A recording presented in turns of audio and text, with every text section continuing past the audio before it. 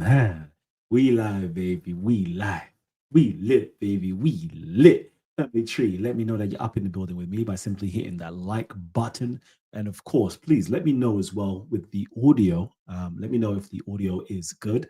I'm going to be keeping my eyes on this. So just please let me know if everything is great.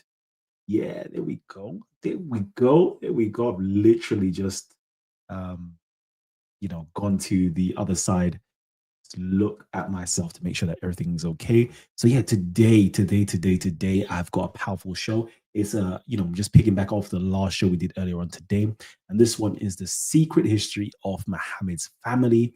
And of course, yeah, I'm gonna warn you guys, this will be removed. Yeah, this will be removed. I don't know if you heard it before, said before.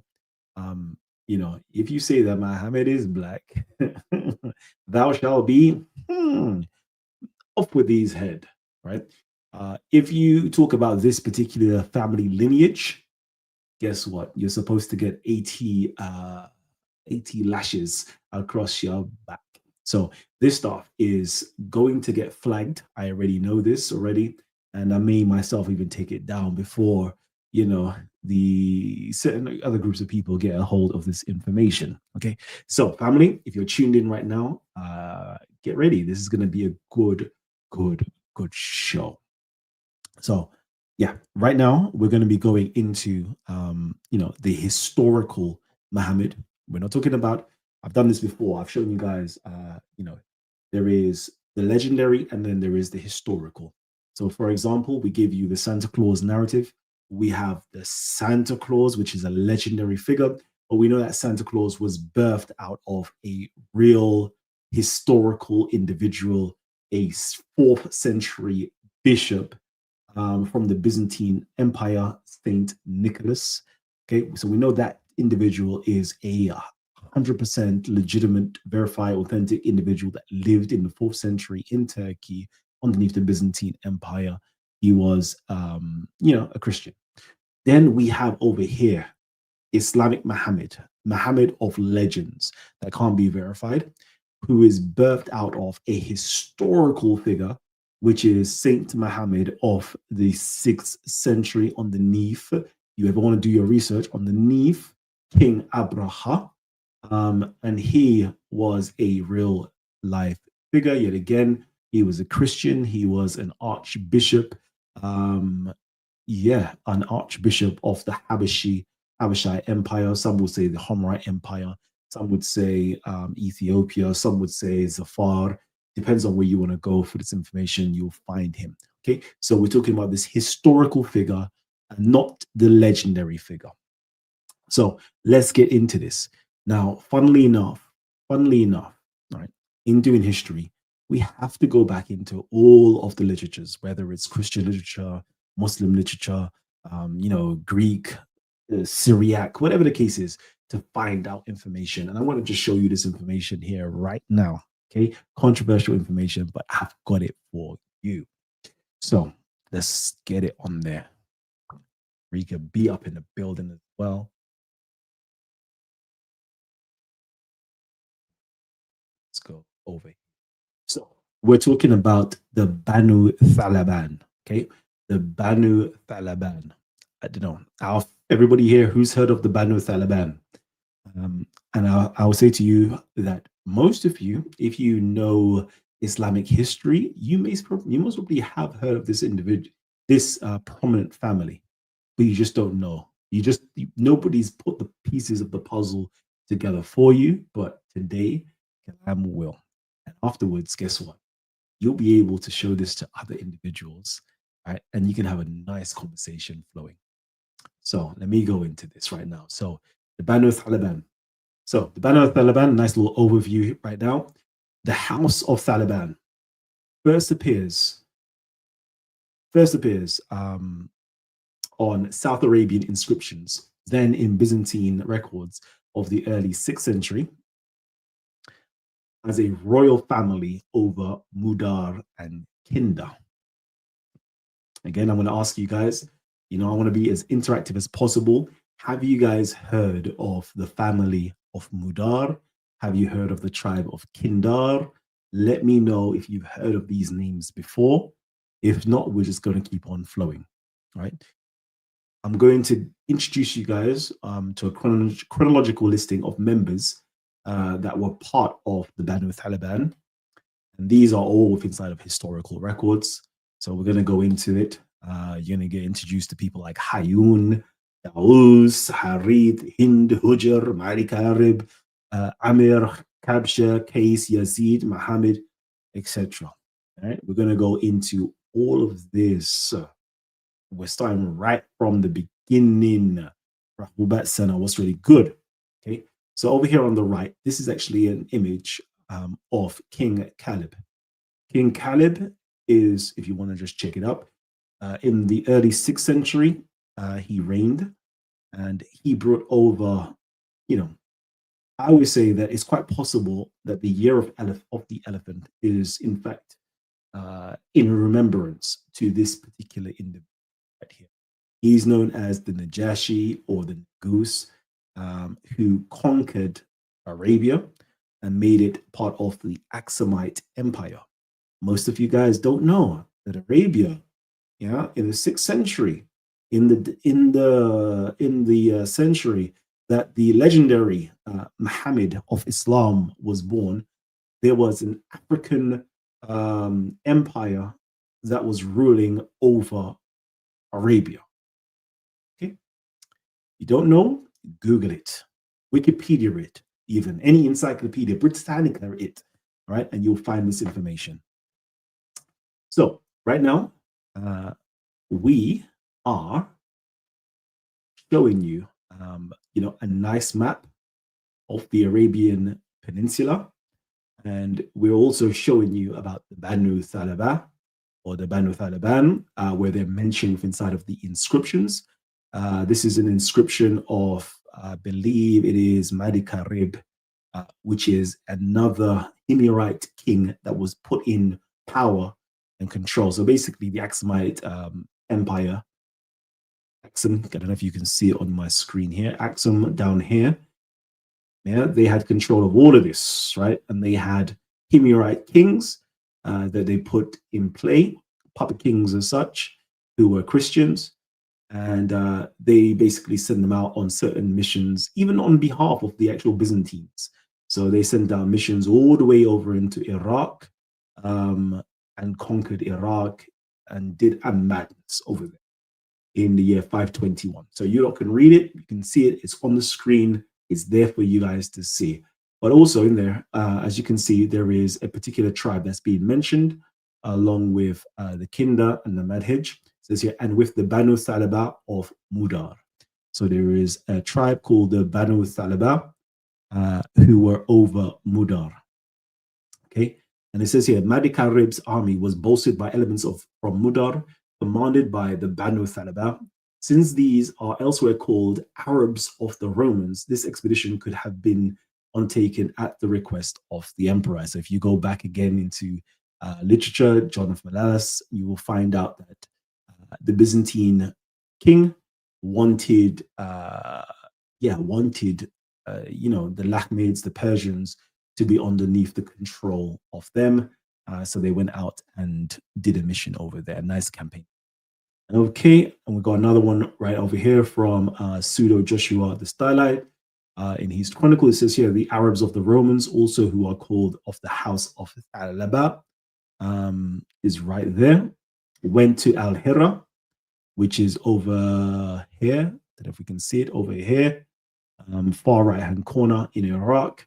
But because the inhabitants had withdrawn, so the king had gone in the desert, they didn't fight the people who they wanted to fight. Okay, so the Banu Thalaba is first mentioned on rock inscriptions as early as 521, and they're also mentioned. Actually, they mentioned even before 521, actually, but we'll get to that in a little while. But they're also mentioned as being part of the Arabs of the land of the Romans. So they were about it. They were about it. So we're going to find out more about this special tribe. Okay. And over here, we're just going to give you a quick overview of the lineage. There is more within inside of the family tree, but I thought, let me just keep to this because this is the most important lineage. This is the family tree of Al Harith ibn Amr ibn Hujr, who is the grandfather of our Muhammad. He's also known inside of Islamic records as the eater of bitter herbs. Um, yeah, he's known as the eater of bitter herbs. Okay. We have a few very prominent individuals. We have over here Imur Case. He's also known, if I put myself here, Imur Case, he is known as basically the most famous poet of all of the Arabs. So interesting individuals over. Yeah, interesting individuals all over. So we're going to go into this family tree right here. Screenshot this because this, if you want to know about the real goings on of really how Islam started and who were the real movers and shakers, these were the real movers and shakers. These were the ones who actually introduced Christianity wholesale to the Arabs. These are the individuals right here. Literally, this family introduced Christianity to the Arabian Peninsula wholesale. All right. So over here, I'm just going to give you guys a quick timeline as well. So this is a timeline of all the prominent rulers. On the bottom where you see red, we're going to give you the Romans. These are the Romans. These are the timeline of the Romans. You have Justin the first, and you have Justinian, then you have Justinian the second. Okay. And then, of course, we're going to go up a little bit. These ones over here, these are the Himyarite rulers that were part of the Aksumite annexation. So these are the rulers that were put in play by the Aksumites, the Ethiopians. So you have Mathad, Ilan, Yanuf, Ma'adi Karib, Yafor, Yasuf, Asur, Yathur, even though he actually revolted and actually started the whole wholesale killing of the Ethiopians and the Christians or Miaphite Christians. Then you have Sumayafa as well. And that was the end. So roughly around 531 to 535 was the end of the Himyarite kingdom or empire. And it was the starting of the new empire of the Habashi or the Abyssinians, which is to do with Abraha and his sons. Okay, so Abraha ruled from roughly 535 to about 565. And then his son took over. And then Masruk, his other son, is supposedly took over as well. And of course, we're going to show you as well to do with this family tree. This is the rulers of the Arabs over here, which is to do with the Mudar and Kinda, the two, or the Ma'ad and Kinda, the two most famous tribes within inside of Arabia. Okay, so we're going to keep it flowing. All right. So the first individual I'm going to introduce you guys to, this individual is called Hayun. Hayun Taliban from the tribe of Thalaba, and he was known as Zu Shamir. Okay, Zu Shamir. Now he came over, so you can find him. Actually, let me just show you where you can actually find him. I'll go to the inscriptions first, and we'll go into the book of the Himyarites, talking about the massacre that Zu Nuwas or Yusuf did. So he's mentioned in there. Okay, so it says here that this is talking to do with Caleb in the bottom right here, the green. It says here, I sent Hayun, Salaban, Zu Shamir with my troops, and I founded a Maqdas, a church in Himyar. So this individual, okay, Hayun, was sent into the Arabian Peninsula to subdue the revolt that took place on the Yusuf, the Jew. And the historians say that this Hayun was an Abyssinian king or general. Okay, this is how they mention him. So he's written in the book of the Himyarites as well as in inscription RIE 191 of Caleb. Okay, this is the family of the Thalibans, and I'm just introducing you guys to it. So this is very interesting to know what was going on in early 6th century. Then the next person I'm going to introduce you guys to, okay, again, we're going into the book of Himyarites. Very interesting books. If you really want to know what's going on in Arabia, you haven't read these books, like these are foundational texts, to be honest with you. If you haven't read these texts, and a lot of these like Islamic channels or channels talking about history, like they don't know none of this stuff. It's like, to me, it's always like, you don't know real history. You're just doing religion, to be truth be told. All right. So in here, it talks about a particular bishop in the book of Himyarites who actually went over into Abyssinia and informed the Abyssinians what was taking place underneath the Himyarites, how the Jews or Zunuas was massacring the Ethiopians and the Christians who were of the Miaphysite. Okay, so he went over and did this. This was Bishop Thomas. This is what we find in the book of Himyarites, but inside of the Arabian Islamic hagiography, we find out about this individual, okay, who is called Daouz Zu Thalaban, okay, and they say he is a man of Saba, okay, very interesting. So just realize that the Thalaban were supposedly of Saba, okay, Sheba.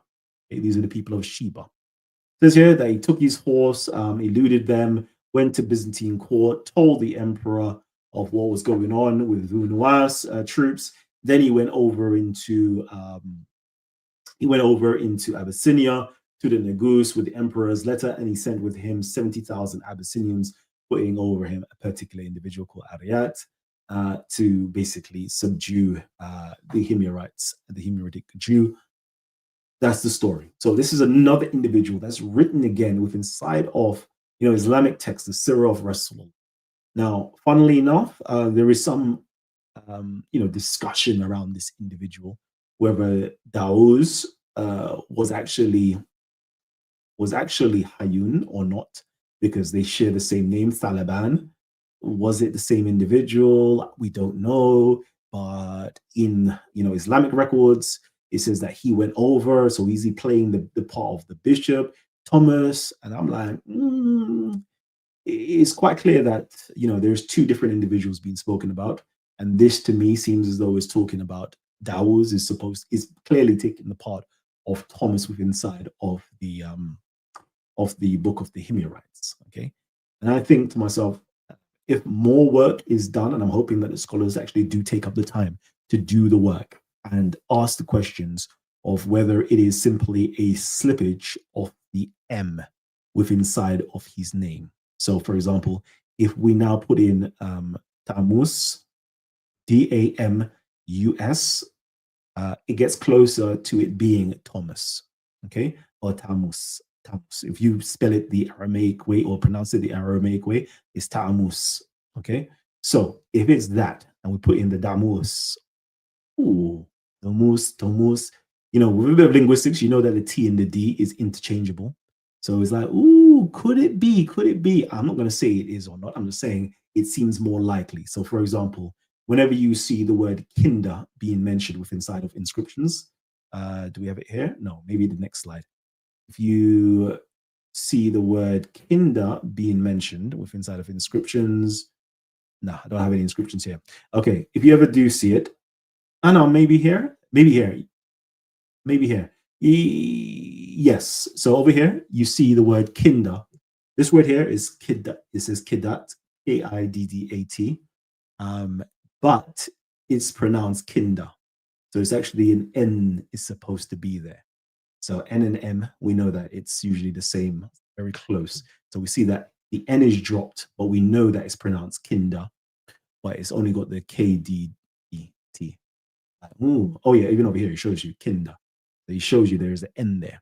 So I'm just thinking, it's maybe, I'm not saying that it is, okay, but quite clearly, maybe they've just simply dropped the M here, where we're supposed to say Tammuz, and it would align quite clearly with the book of the Himyarites. That's my little hypothesis on that, but I'm not going to put all my eggs in one basket on that one. So it's very interesting to note that what we find in the book of the Himyarites, we also find later on within inside of the Arabic literature as well. Okay, cool. So this is another individual that's been mentioned, who is part of the Banu Thalaban. Okay, all part of the same family. And then I'm introducing you guys to the main guy. This is the main guy who is the father, the grandfather of Muhammad, the historical Muhammad. This is the main guy we all need to learn about right now, which is Harith, King Harith, who was the king of Kinda. And it says here within inside of the Greek Byzantine records, Theophanes the chronographer says, in this year, Anastasius made a treaty with Areithus, known as the son of Thalabain, the father of Ma'adi Karib. It's pronounced Badi, it's got Badi Karimos, but it's Ma'adi Karib, and Ugaros, who is Hujr, after which all Palestine, Arabia, and Phoenicia enjoyed much peace and calm.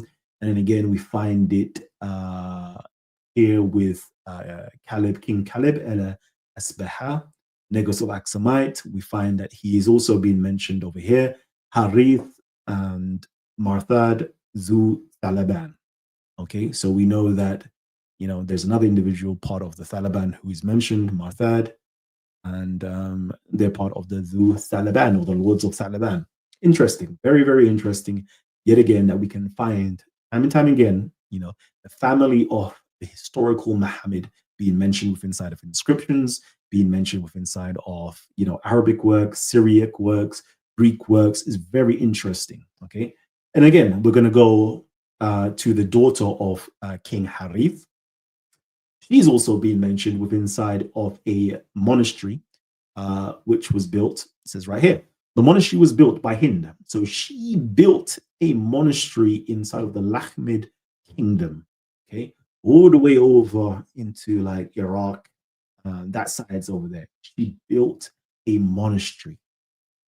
And she says here, Hind bint al-Harith ibn Amir ibn Hujr, the queen, daughter of kings, and the mother of King Amir ibn al-Munzir, handmaiden of Christ, and the mother of his slave, and the daughter of his slave, in the time of the king of kings, Khusro and Shirwan, and in the time of Bishop Ephraim, may the God to whom she built this house forgive her trespasses and have mercy on her and her son, and accept them both, and to give them strength to establish justice, and may God be with her and her son forever.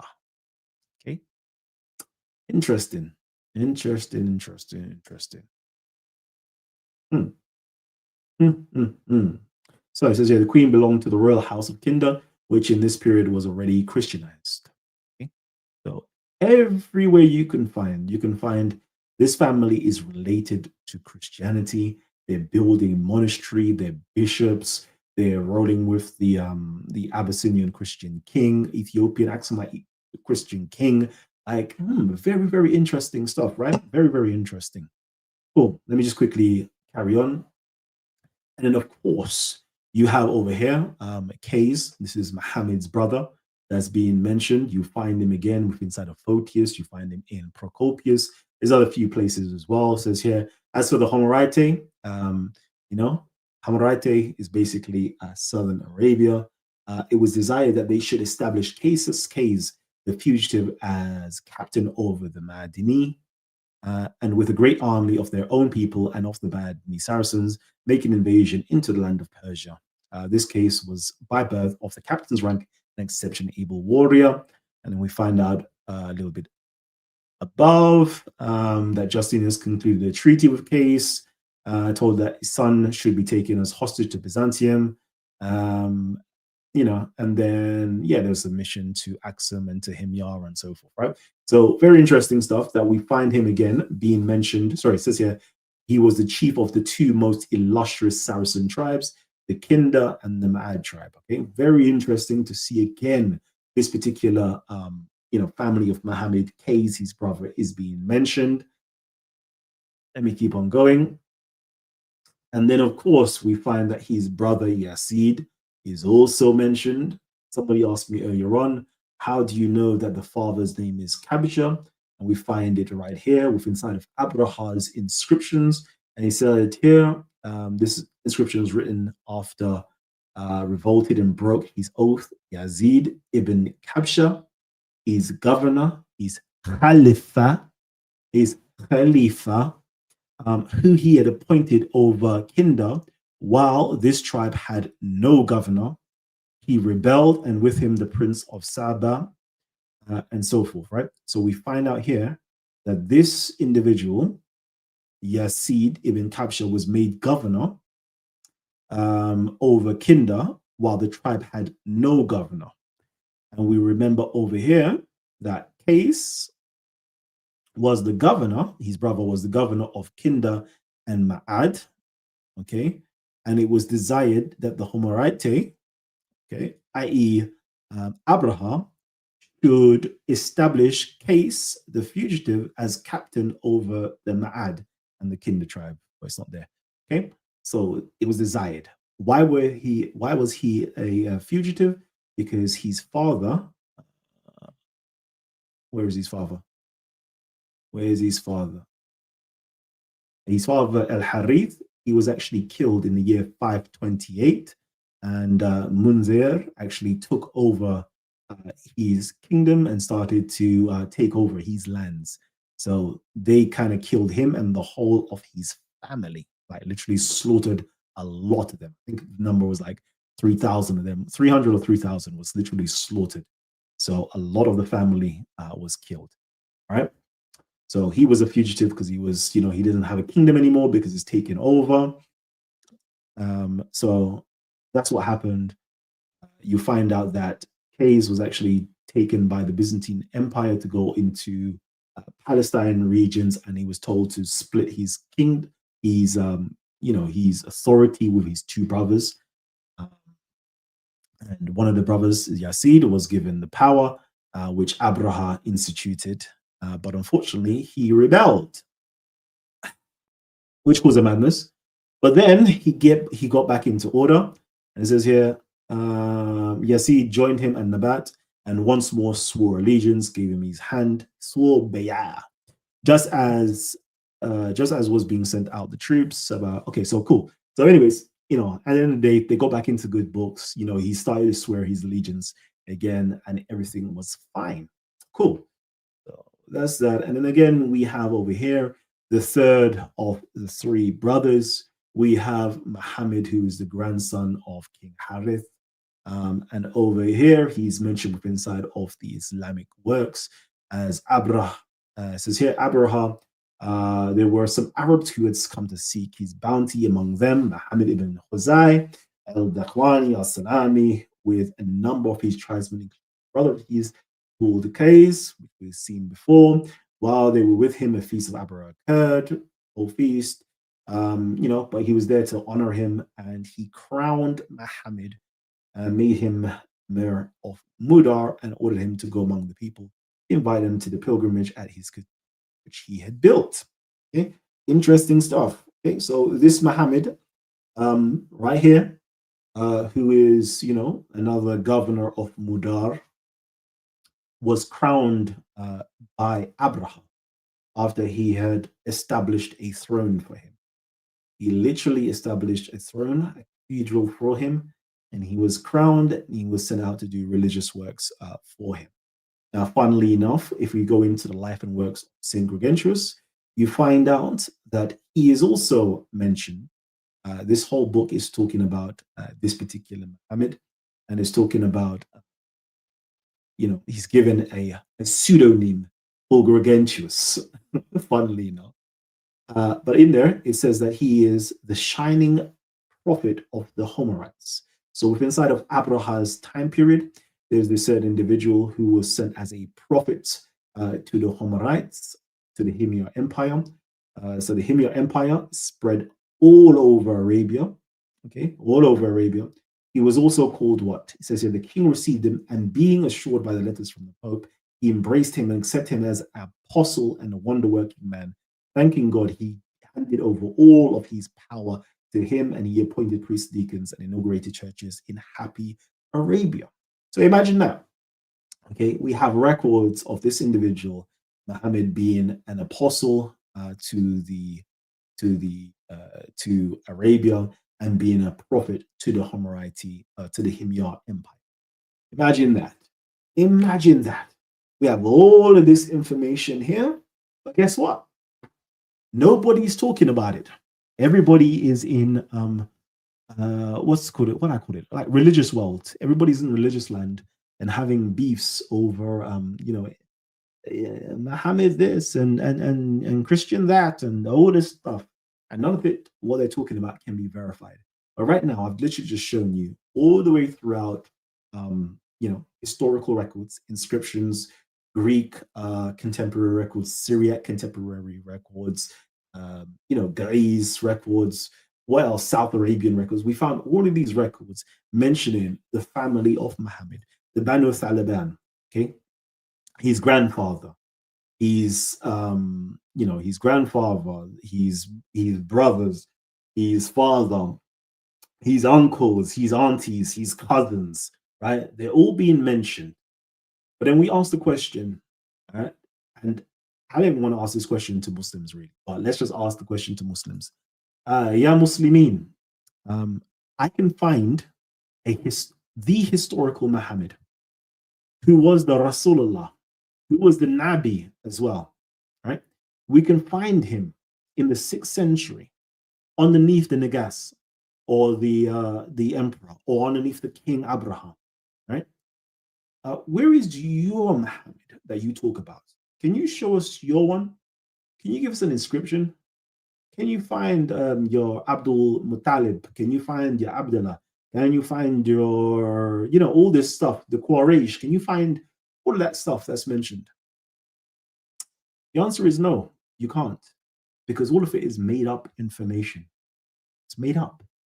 It's made up. Come back to the historical stuff. That's what I'm asking you guys to do. Just come back to history.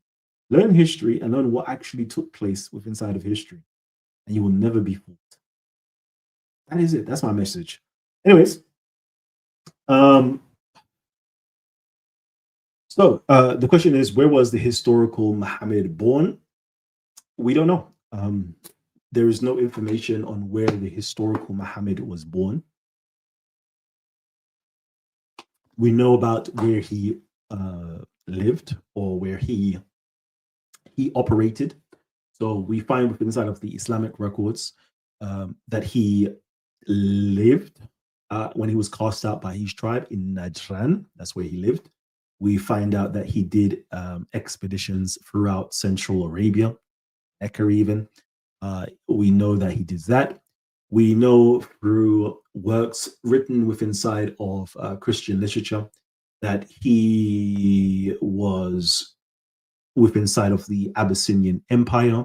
He was more to the south in Marib and Sana, and he actually, established church throughout the Arabian Empire or throughout the Arabian Peninsula.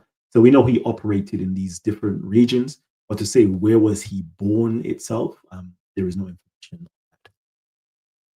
on that.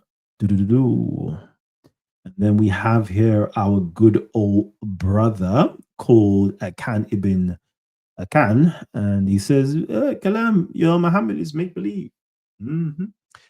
Yeah, my Muhammad is found within inside of historical records, right? His whole family is found. But your Muhammad, mm, mm, mm, mm. Okay. I'm just getting all my minutes. If his tribe is Kingdom, they are not black, they are pale Arabs, I think. Yeah, well, you're gonna have to do the research on that, figure that one out.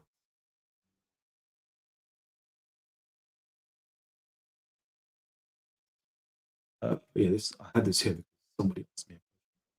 Yeah, somebody wanted to know whether about the Harif, is it the same one?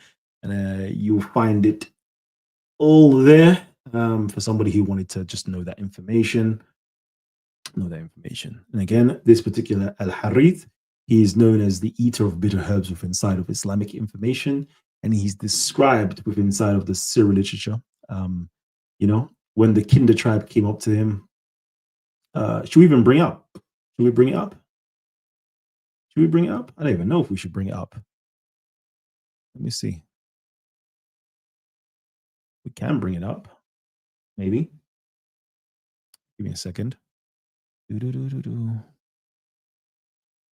You say you're a gangster, but you never pop nothing. I say you're an oyster, and you need to stop fronting. Okay. Do-do-do-do-do.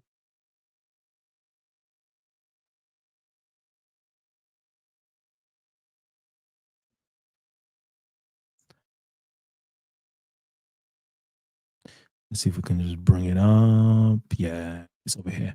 Cool. Cool.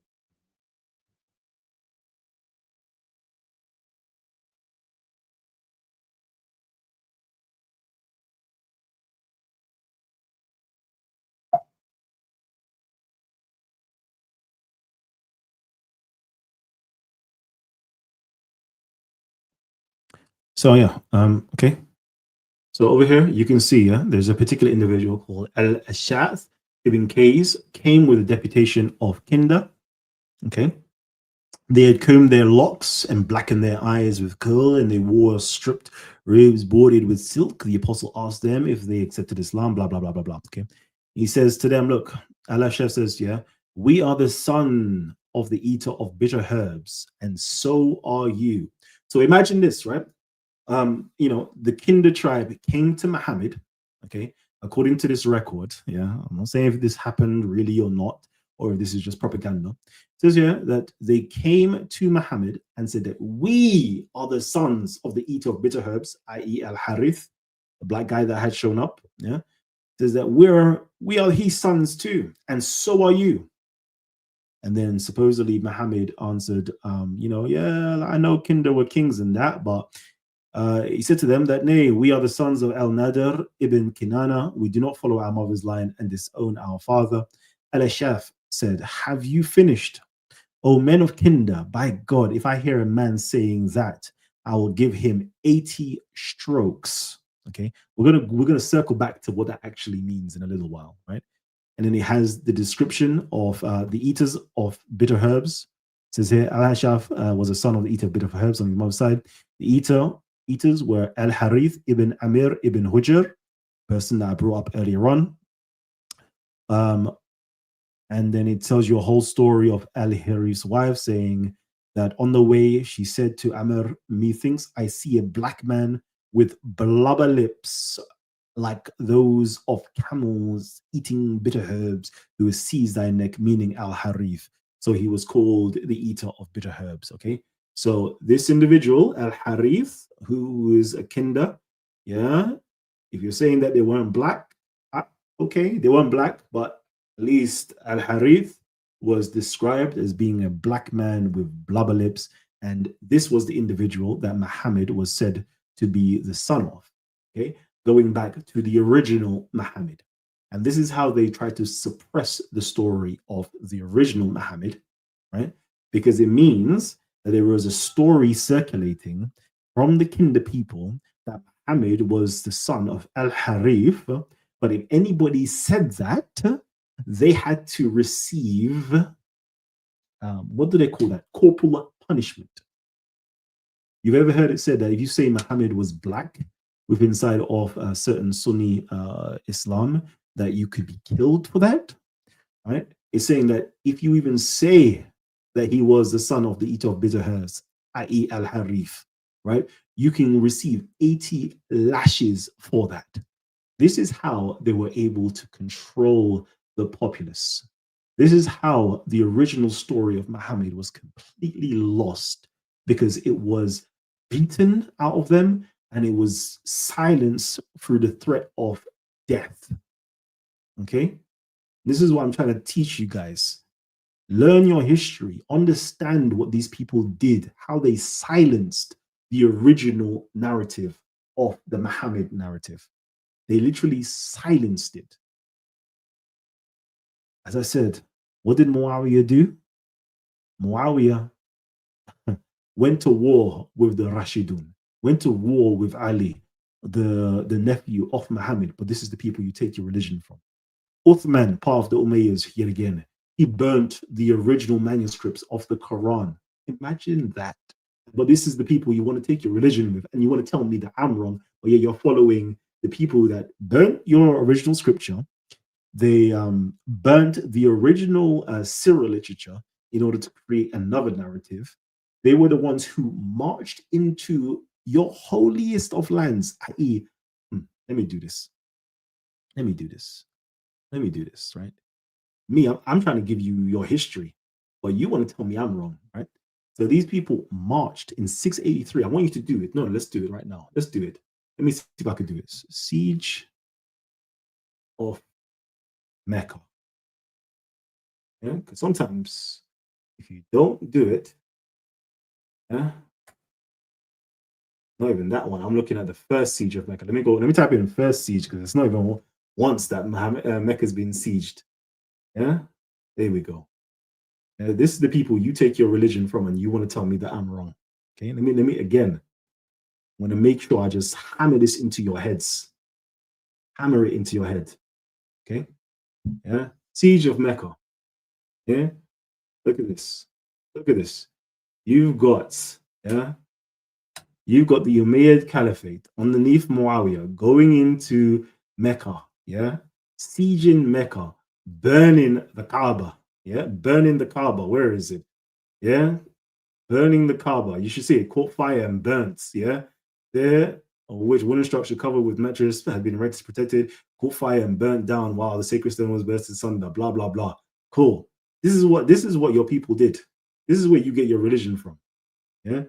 We should go. Where's the second siege of Mecca? Let's go to the second siege of Mecca, where they went in and they actually demolished the Kaaba yet again.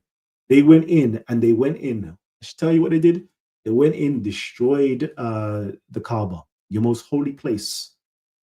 Yeah, they went in and they went into Marib, into Sano, the original place where the original Kaaba was, and they terrorized the people down there as well. This is the people that you're going to follow and tell me they literally destroyed the historical narrative of Muhammad to supplant themselves into the stories to create a narrative. You would tell me, no, Kala, you're wrong. A traditional account is right, even though your traditional account is something that was clearly made up for political gain and political reasons. The stories of the original Muhammad were suppressed. Anyways, none of my business anyway, because at least I'm not a Muslim, so I don't need to believe in it. It's not my faith, right? If you want to believe in stuff, that's fine. I'm just doing academic work. I'm doing history. This is history. We know, yeah, we know now the family of Muhammad, the historical Muhammad. Let me do that. Let me just put it up here.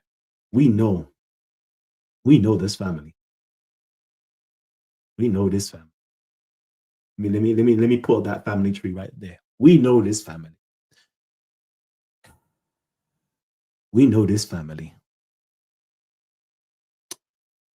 All can be referenced, sourced, and cited.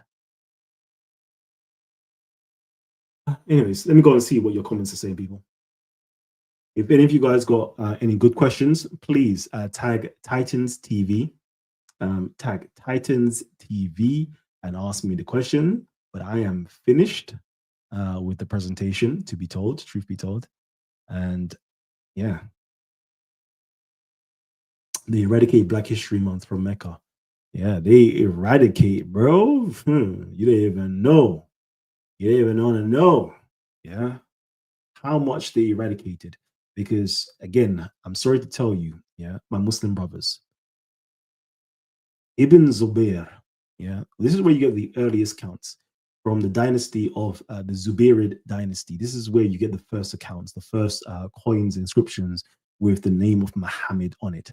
That was a counter caliphate to the Umayyads.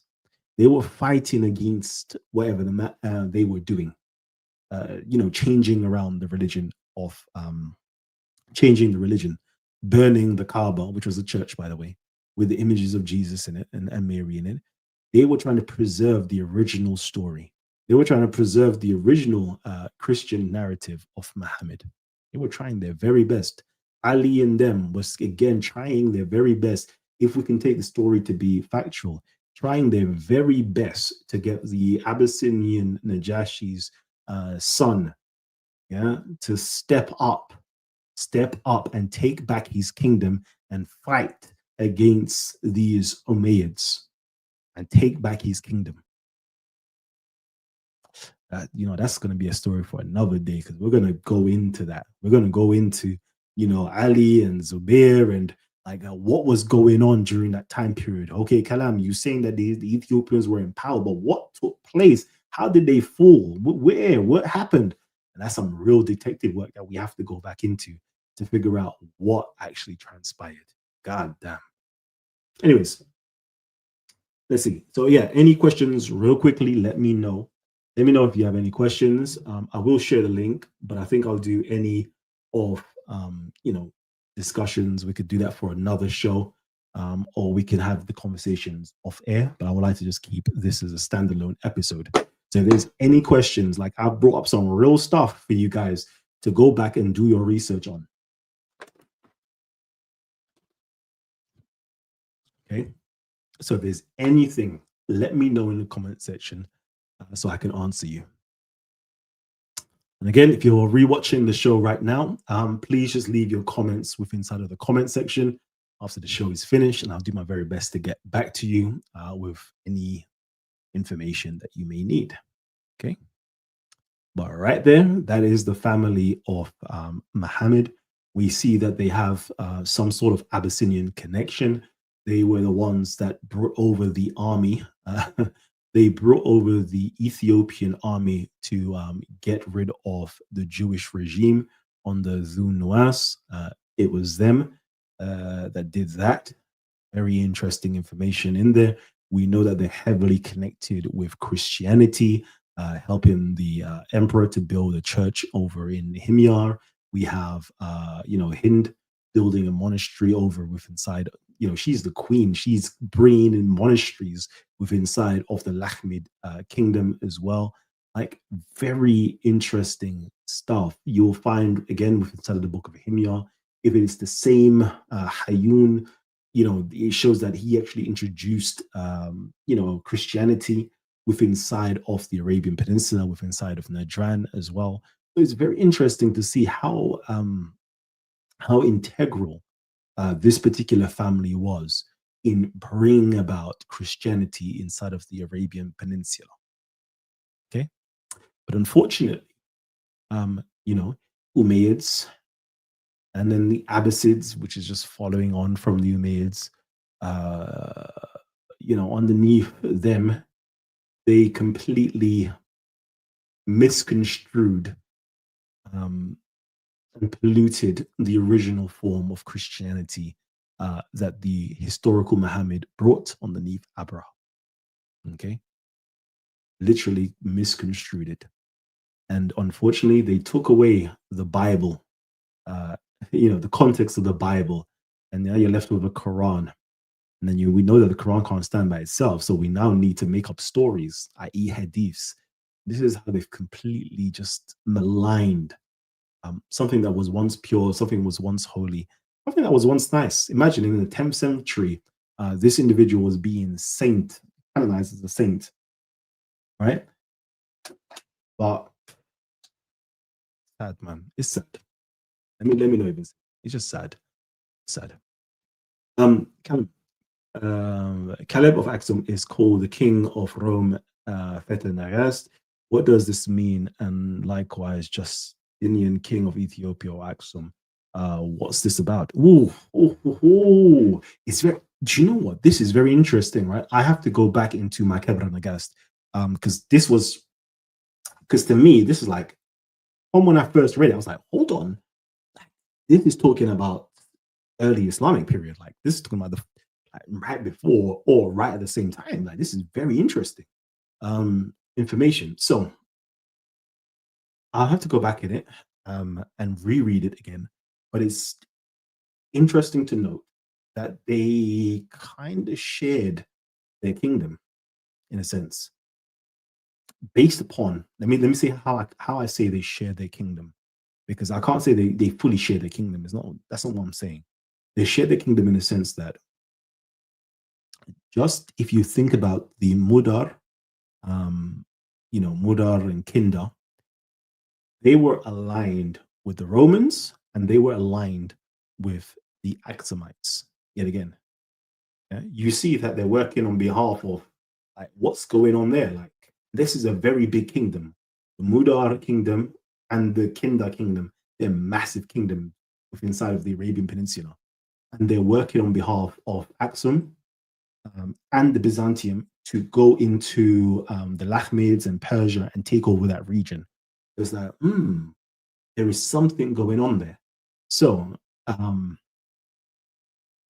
then you also find letters, a letter from King Justin to Caleb to saying that he will be sending over the Beja and the Noba, the Nubians, basically.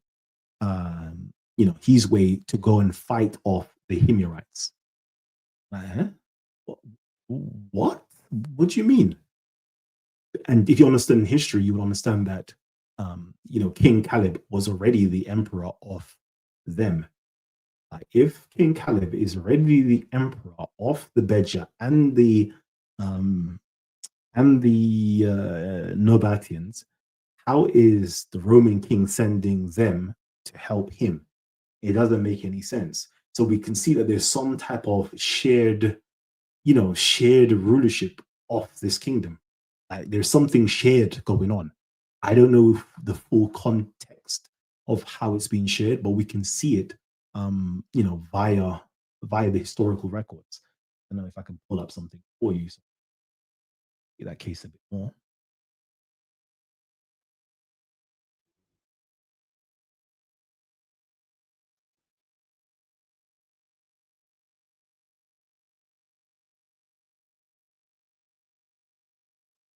First of all, I'm gonna have to do some screen sharing. Let's do some screen sharing.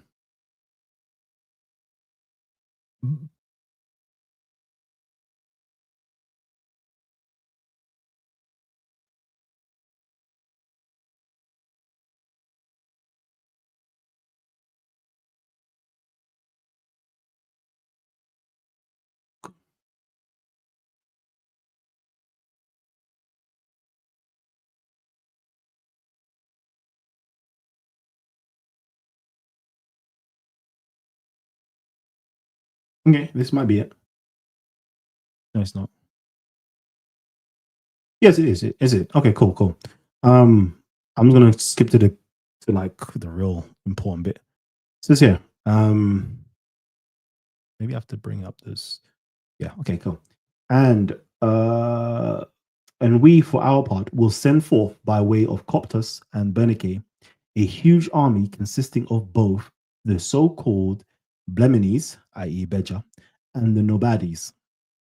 As it passes through your territory, our army will crush everybody and they will utterly obliterate the Homerite with his whole country farewell. So that's his letter. King Justin, who wrote this to King Elestabaz, who is, of course, King Caleb. There's a nice little message there. So we find that there, right? But if we go into,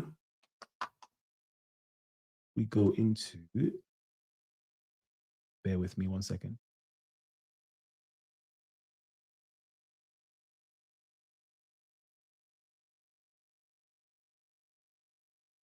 Yeah.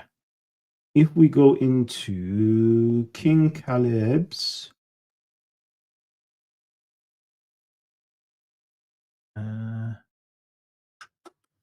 where are you? Come on, there we go. Is this RI1? Yeah, if we go in here, we find that he is. Let me go into this one. This one's easier to see it. Okay, cool.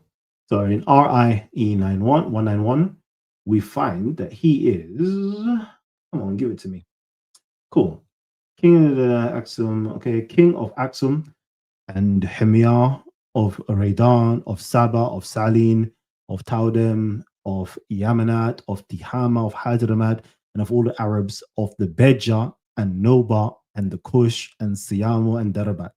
So we see here, and the land of Ethiopia, blah, blah, blah. Cool. So we find here that he is the king also of the Beja and the Noba. But man like, and that's in his inscriptions, right? But in Justin's letter, he's saying he will send, the Bleminese, which are the Beja, and the Nobadies. It's like, what's going on here? Like, what's going on here? That means, like, we have to start to wonder and think. So it shows that there might have been, some shared rulership that was going on. So that's very interesting to note. Okay, very, very interesting to note. Okay, let me see if Romans and Ethiopians had their ways with the Arabic. So mad thing. Yeah, they did. They did. They literally did. Yes, Ethiopians conquered the peninsula in the name of Christ. Yeah. Now I see why the Romans gave the Ethiopians a piece of the true cross of Christ as a gift. Yeah. Interesting that. And as I said before, right? In the Quran, chapter 30.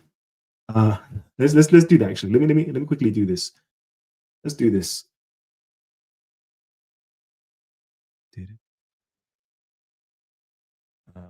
English translation. So chapter 30. A whole surah called Suratul Rum. Right? And Muslims won't even know how to answer this question. I'm not even asking the question, to be honest with you. So let me not even say Muslims won't even know. But let's just show you some very interesting stuff. Right? Alif Lam Mim. Chapter says here, the Byzantines have been defeated. Yeah. Oh no. See right here? It says here, Al-Rum. The Rum have been defeated. Okay, the Rum have been defeated. Okay, in the nearest land, but they, after the defeat, will overcome or become victorious. Check it now. This is very peculiar. Within 3 to 9 years, even though it doesn't say that. And in that day, the believers will rejoice. Huh? So whenever the Romans, the Rum, whenever they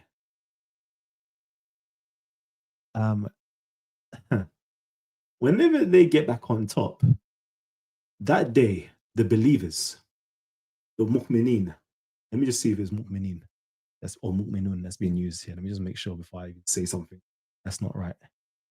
Yeah, the mu'mineen, the mu'minun, right? They will rejoice with the help of Allah. Yeah, when the help of Allah comes, look at that. They will rejoice. Why is that? Why is that? That's what I'm going to ask you. Why is that? Why is it out of everybody? The victory of Allah, He gives victory to whom He wills, and He is exalted, mighty, and merciful, etc. Let me just make sure that I'm doing everything. Promise Allah does not fail in His promise. So He's saying that this is a promise that Allah has made. Allah does not fail in His promise that the Romans will be victorious, and you, the mu'minun, shall rejoice on that day. Why? What is that about? What is that about? As I said, you have to understand the historical context. Once you understand the historical context of the Axumites, Abyssinians, and the Byzantians working together with this particular Arabs, to bring about what is today Islam. If you understand what was going on, you'll understand why the Quran is speaking in the way that it speaks. You'll understand why, what they're called? What they're called? What they're called? Let me see, where is it? They are called, the Arabs of the Romans. The Arabs of the land of the Romans, also who are called of the house of Salaban. You'll understand why the Quran is pro-Rum. You'll understand why it's pro-Roman Christianity. You'll understand. If you just go back into history, you'll understand why. Why it's teaching a diaphysite Christianity. Why it's calling Jesus the Messiah. Why is it refusing to call him the son inside of the Quran if you only understand the history that was taking place with the Chalcedonian Christians? But nobody's got time to actually do the research. Everybody is too busy watching Christian apologetics and Muslim polemic debates with the most uneducated people on the screen. None of these people have a bloody college degree. None of them do. But they're talking like they know something. None of them don't know nothing.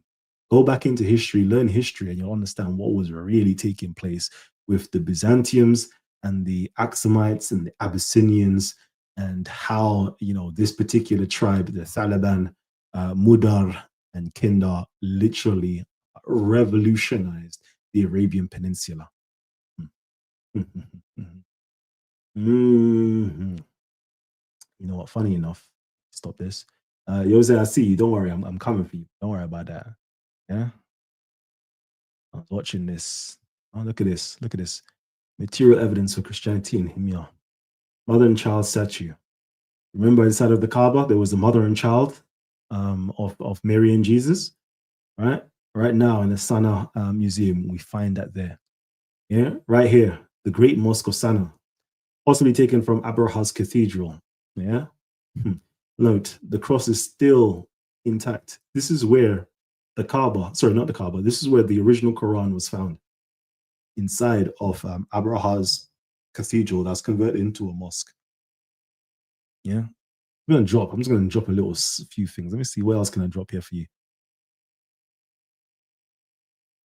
Yeah. So I know the scholars are catching up. Sometimes I have to read scholarly works here to see, like, yeah, the scholars are actually catching up. Yeah, look at this. Implications for the rise of Islam. Abraha's Christianity. Yeah. In contrast to inscriptions from Sumiyafa reign, which employ Christian terms of Ge'ez derivation, the Christian terminology in Abraha's inscription is Syriac, and in one case, possibly Greek. This corresponds with the use of foreign loanwords in the Quran, where Syriac loanwords far outnumber the Ge'ez. Although an Ethiopian by birth, Abraha seemed to have adhered to a Christianity deriving from a source rather different from that of Sumiyafa. A transition to a different conception of the role of Jesus can also be observed in Abraha's inscription. While Jesus is referred to as Rahman's son and Christ, the victorious, in Istanbul 7608 bis from Sumiyafa Ashua's reign, he is referred to as Rahman's Messiah in inscriptions from Abraha's reign. The Christology which prevailed during Abraha's reign might have influenced Muhammad's teachings, as suggested by Robin, in view of the manner in which Jesus is presented in the Quran as the Messiah, but not the Son of God. I love this, Look, scholars are saying literally what I'm saying. As I said, like, my stuff I talk about is soon going to be mainstream, because guess what? Scholars are catching up to what I'm saying as well, or me and them are in the same, are in tandem with each other. It says here, let me just read. Let's quickly read here. Okay, look, by the mid 5th century, Himyar had brought much of Central Arabia within a sphere of political influence, ruling through the Arab clients, the Kinda. During the 520s, the Christian Himyarite king Ma'ad Qarib fought against the Sassanid Lakhmi's clients, led by blah blah blah. During the 550s, Abraham managed to bring most of the Arabian Peninsula within Himyar's sphere of influence. Conclusion: the idea of unifying Arabia politically did not originate. Listen to that again, yeah. The idea of unifying Arabia politically did not originate with Muhammad, but was the product of a long history of Himyarite military expansion. Why Muhammad succeeded where Abraha failed? Abraha and his successors failed to make common cause with Arabian Christians in the Hijaz or in East Arabia. Consequently, a truly Christian empire in Arabia never formed. Muhammad, by contrast, established a degree of unity among Arabian tribes based on a shared allegiance to Islam and a common cause of military expansion in the name of Islam. This is where, you see, you was on the right track, but you failed because you didn't understand that Abraha also had a Muhammad. That's what you have to start reading and understanding. No. What you're seeing of Islam is just a continuation of what Abraha actually established with his Muhammad. Okay? He's Muhammad, that they spread that Christianity throughout the whole of the Arabian Peninsula. Is just that the Umayyads take over and completely transformed it and changed it. And they created a new narrative where you think that the new Muhammad is different to the old Muhammad underneath Abraha. But my Muhammad, my Muhammad underneath Abraha united the whole of Arabia politically and united the whole of Arabia in terms of religiously, religion wise. That's what took place. And again, I can't wait for it all to unravel because you guys, I'm talking to the academics, you guys are starting to get the picture. You are starting to get the picture. Anyways, let me get Jose up in the building. Talk to me, King. What are you telling me? Kalam, what's up, my brother? What's good, King? What's good? So I think what this oil boils down to simplify it, is Christians and Muslims shouldn't have a problem with each other and should not be fighting because there's a historical connection between the two. I would say that would be that's not what you're saying, but that would be great. So yeah, I'm that would be fight in my brain. Yeah, that would be great. But unfortunately, it would take time for Christians to start learning, Arabian history, and it would take time for Muslims to start learning Christianity and Arabian history. And once they do that, they will realize that they're all saying the same thing. But unfortunately, there is a big barrier stepping in the way, and that big barrier, I would say, mostly revolves around not understanding history and the dominant Islamic narrative, the interpretation of the Quran and Hadiths, that's standing in everybody's way. Because once that's present, you will never come to a unification. But don't they also say when the revelation came to the Muhammad that they accept? Didn't they say the angel Gabriel told them to read? And when he meant read, he couldn't have meant the Quran. He meant the Bible and the Torah. So how can you say that in your religion and then say I don't like Christian? Yeah. Because they say that. That's part of the Yeah. narrative. That he said Ikra, which means read the book. But the Quran was written down to how long later? So that's the problem. What was he saying read? That's the problem. That's the problem. That is the problem right there. And again, it comes in the form of the hadiths because they've got their own narrative and dogma to say that the Bible is corrupted. So they've made up a whole story. And this is why you're not going to get far. Christians and Muslims are never going to get far because unfortunately Muslims are the biggest victims. And I don't blame Muslims. It's just that they're victims and they don't have critical thinking skills.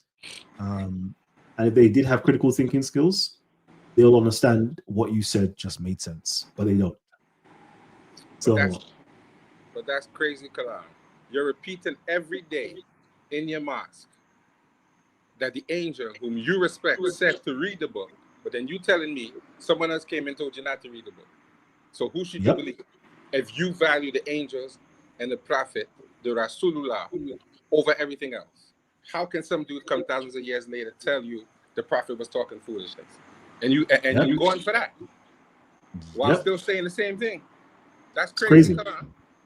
It's crazy. I think they've got something called the 6 Articles of Faith. Let me see if I can just Google that quickly. 6 Articles of Faith. And here's something else interesting. Why is it all of this seems to come back to the Nile Valley in some way, shape, or form? For some strange reason, you start to mention Kush, you start to mention the Nuba, you start to somehow go back into Kemet for some strange reason in history. You notice that? You know how it will lead back. I don't know if you did that intentionally or you were just reading it. I don't know if you did that intentionally. If you realized that you were going back into Kemet. I know. We all know where it will leads back to. All right, so good. So I'm on point that I'm with you here. I'm not off. I'm not off. Nope, you're not. All right. Well, that's wonderful. I like to follow the narrative. I like to feel like I'm following the narrative and not the way dude out there just talking wild crazy, which I do sometimes, but not today. So you brought up something that was very poignant, which is this, right? And I'm gonna can you mute your mic for me, please?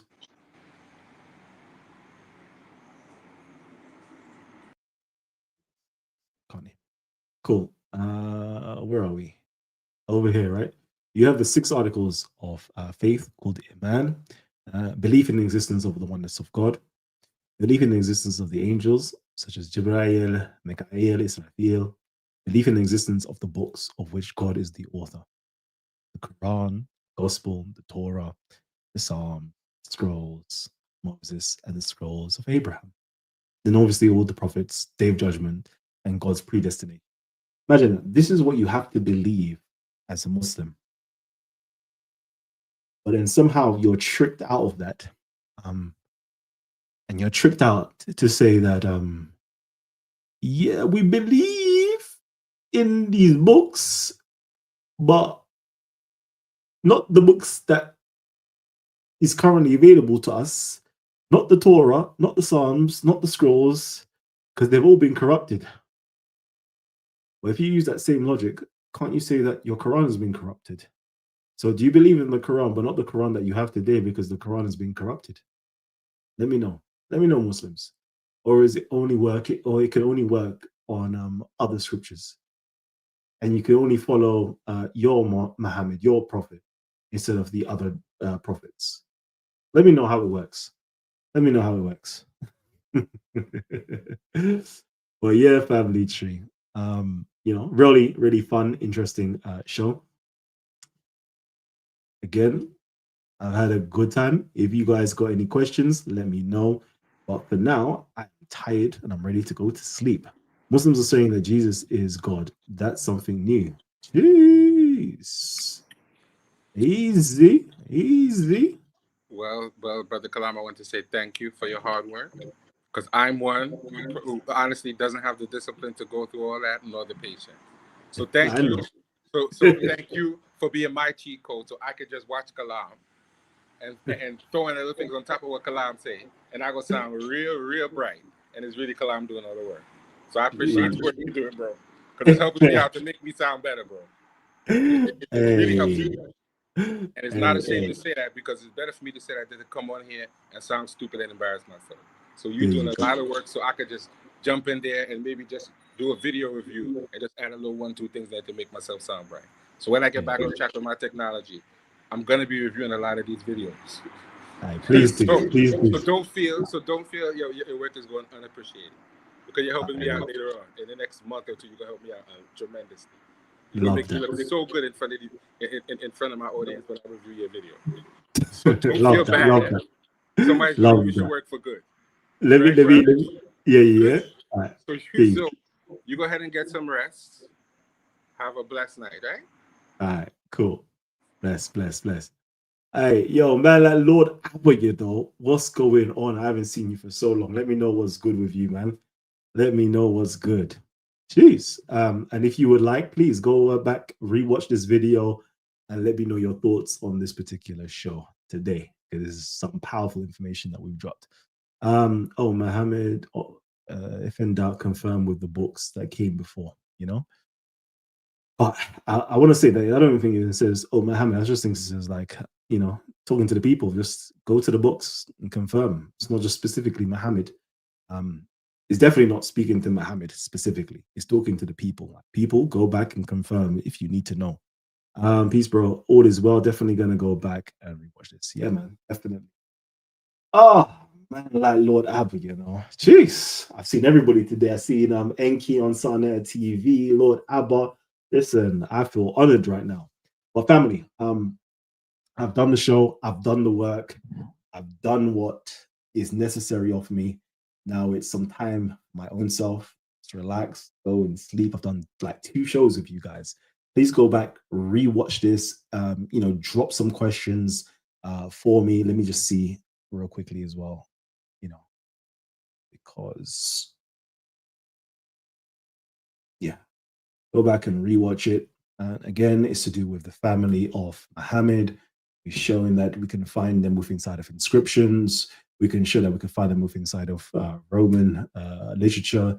This is the whole family right here. I want you to save this, screenshot this right here, right? This is key. This is pivotal. This is the family tree of Muhammad. We find over here his granddaddy. We find here his papi, So, Kabsha, and this is Abu Kabsha, and this is Ibn Kabsha. And you know, Ibn Abi Kabsha. Ibn Abi Kabsha. Love that name. But yeah, we find everything here. You know, his brothers, Yazid Kays and Muhammad. We find his uncles, Ma'adi Karib, Ujar, and we find his auntie Hind, and we also find his cousins Amir and Imir Case. Okay, very, very important to go back, read, watch this, ask questions, because you're gonna be like, Kalam, we don't find, I don't know, whatever you're gonna say, there is gonna be an answer for it. So please go back and check it. Check out the timeline as well to see when these people actually existed and ruled. Yeah, you're gonna have a very good time. So please, when you have time, go back, rewatch it. Very exciting show right there. But yeah, family tree, peace and love. And the link has been shared. So if any of you guys want to come in real quickly and speak to me off air, please do.